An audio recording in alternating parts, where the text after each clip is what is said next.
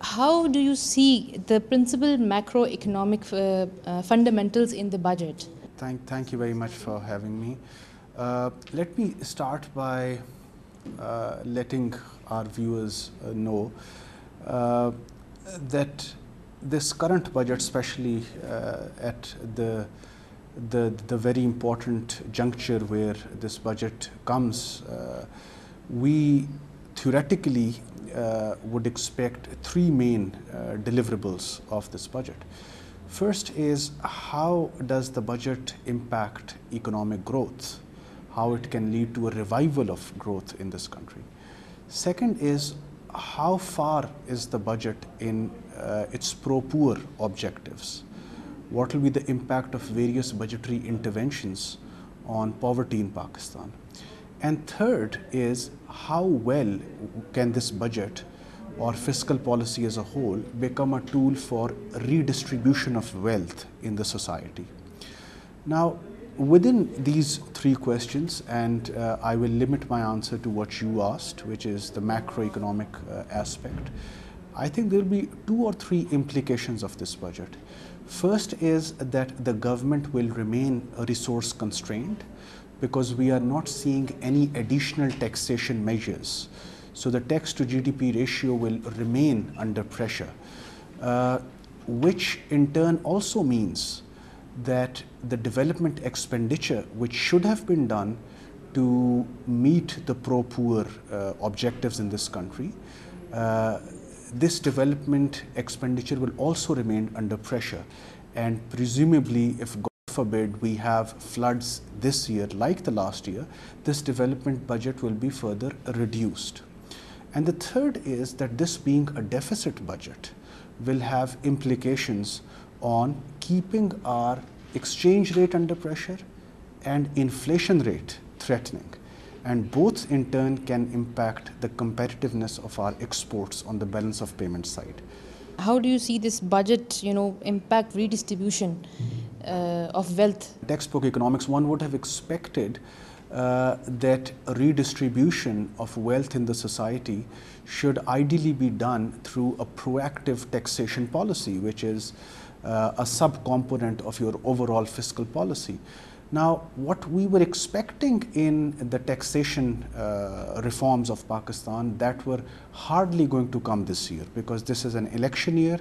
No government would like to become unpopular, and this government, being a very weak coalition actually, would not have gone into taking those painful taxation reforms which were required to improve the tax to GDP in this country. So what we have seen is that there was no move towards agriculture tax. There was no move in terms of widening, for example, the base, which means bringing new sources of income into the overall ambit of taxation. And the changes that we see in case of tax rates, for example, even those changes are not too much to warranty a substantial increase in tax to GDP. Unless we broaden the tax base in this country, unless we widen the tax net in this country, link the taxation with the growth process, i.e. making it more progressive, redistribution of wealth in this society cannot be expected. How do you see this problem of energy crisis? Unless the boards of those public sector entities that are involved in the energy supply chain are restructured, unless they leave the hooks of subsidies, for example. And by the way, we also gathered from the recent SDPI's post-budget rapid assessment that the subsidy bill this year has crossed the defense expenditure of this country. This is the first time this has actually happened.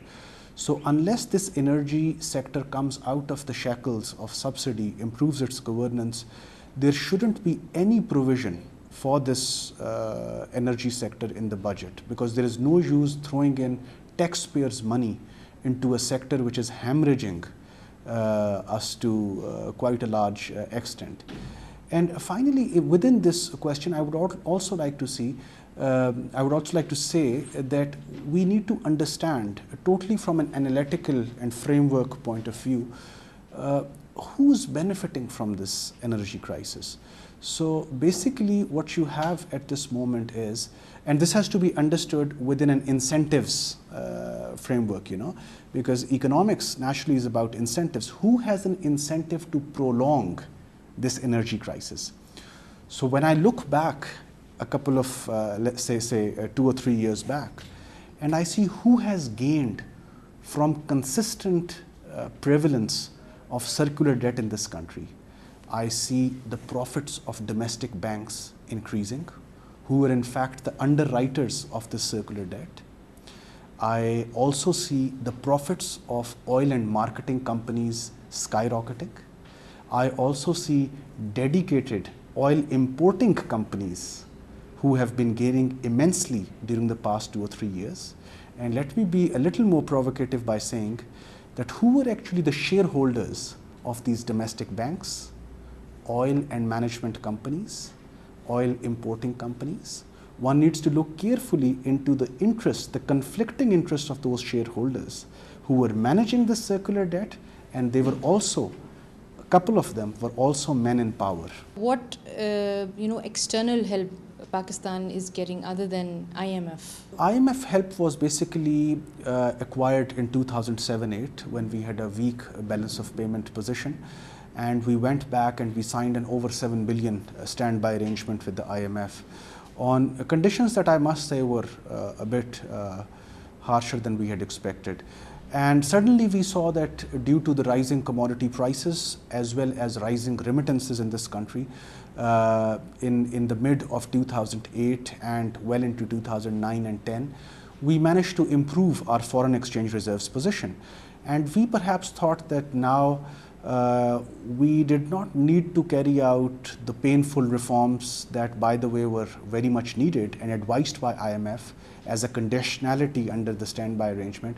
We perhaps thought that the government will become unpopular. They should get away by not implementing those reforms. And we went back to IMF and said that we need to terminate the standby arrangement. So the downside of terminating the standby arrangement was, of course, we were comfortable in case of foreign exchange reserves, but we did not implement, as you said, many of the governance reforms. So tax administration reforms are still pending, energy sector reforms, governance reforms are still pending, and there were so many other sectoral reforms which were required by those development partners who provided us assistance based on the letter of comfort which was provided by the IMF. So this included administration and governance measures in case of water sector, for example, even in case of legal and judicial reforms that run our property markets, contract enforcement, for example. So we ignored them, and now this year, sadly, we believe that having a over 1 trillion budget deficit, which was presented this year, we may end up again going back to the IMF, and this will now be up to the government whether it commits to the same governance reforms agenda which IMF will give, and I don't think that IMF will give them something unless they put something on the table or commit to something on the table in the form of improving sectoral governance. Here we take a short break. After that, we will continue talking with Dr. Vaqar, so please don't go away.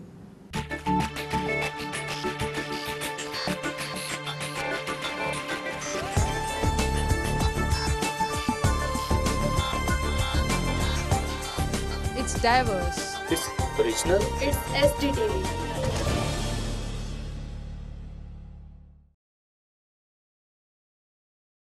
Okay, viewers, welcome back. Sir, what should Pakistan do about this rising debt burden? Something that we would have liked to see in this year's budget, given that government was posting an over 1 trillion deficit, we would have liked to see a debt policy announced, which sadly has not been there for the past 2 years. We have been demanding it, given that the past 2 budgets were based on similar accounting exercise. Now, what does not having a debt strategy in place mean actually for Pakistan? Firstly, having this colossal deficit actually means that you will not be able to bring down your inflation into single digits, which also means that any increase that you give as a relief in your budget, as increases in salary, increases in allowances, for example, it becomes a money illusion, because the inflation that will be created because of debt will wipe out the increase given in salaries or pensions or allowances. The second is that not having a debt retirement or even a debt servicing plan in place puts your monetary policy under pressure.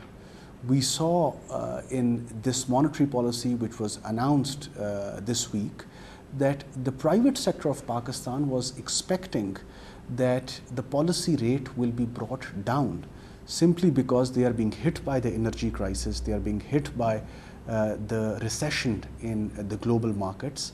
But the state bank could not bring down the policy rate because the state bank is foreseeing the expansion in discretionary government expenditures that is going to take place, and the kind of monetization of this deficit that will be required, which in turn will be creating inflationary pressures in this economy. So it puts such an added pressure on the monetary policy, which in turn impacts private sector's performance. So just to answer your question on a conclusive note, there is a debt management cell in the finance division. We hope that they would be able to come up with a debt policy that at least gives us the answer to the taxpayers, those who are going to retire this debt. How will this debt, how would Pakistan become sort of a less debt dependent country going forward? And by the way, if Pakistan ends up going to IMF for another standby arrangement, they will also ask for a debt strategy. Provincial priorities, how would you define budget in this context? One does not see any alignment between, number one, the provincial budgets amongst themselves, of course, the budgets of Punjab, Balochistan, Sindh. One does not see an alignment of priorities. And number two, the alignment of priorities between federal and provincial budgets, given that policy and planning of social sector under the 18th Amendment still rests with the federal. There should have been some alignment of budgets actually. Now, what does this tell you actually? First of all, it raises a challenge for your own absorption of public sector development program. It tells you that your public sector development program, PSDP, is highly fragmented. It lacks focus. It does not tell you where you want Pakistan's development trajectory to focus on. Do you want it to focus on roads development? Do you want to build schools? Do you want to build hospitals? There is so much fragmentation. You have spread out the expenditure so thinly and so vastly that you have lost focus where you want to go. So for example, the growth strategy document of Planning Commission tells you that you need to leave the focus from brick and mortar, the civil work that is involved. Of course, infrastructure is important, but growth strategy tells you that focus more on the governance of infrastructure, but also focus on the human capital aspects. So which actually means that you need to invest in education, you need to invest in health, which is now a provincial subject. But the policy and planning part are still, policy and planning of education, health are still federal mandates. How does that get affected in public sector development program? We did not see that. Government has so many assumptions about the current budget, and if they don't materialize, and what would be the fallback strategy of the government to cope with the, this whole economic growth crisis? A couple of assumptions that were there in last year's budget and this year as well. What were those? They were about materialization of coalition support fund, launching of Euro bonds, 3G licenses, auction of 3D licenses, for example, materialization of payment from Atisalat, for example, and so on and so forth. And we saw during the course of last fiscal year that these payments did not materialize, And what does this tell us? This tells us that if these payments do not materialize this year as well, you will have a bigger gap in the budget to cover. How would you cover this gap? Would you take additional loans? Yes, that is a possibility only if you have credit worthiness, which you don't have at the moment. Will you go back to IMF? Yes, there are indications that you will, but IMF will also finance you to a certain amount. What would you do beyond that? Beyond that, you will be left with options such as printing of money, which in turn implies further inflation and exchange rate pressures actually. Thank you very much for this brief interview.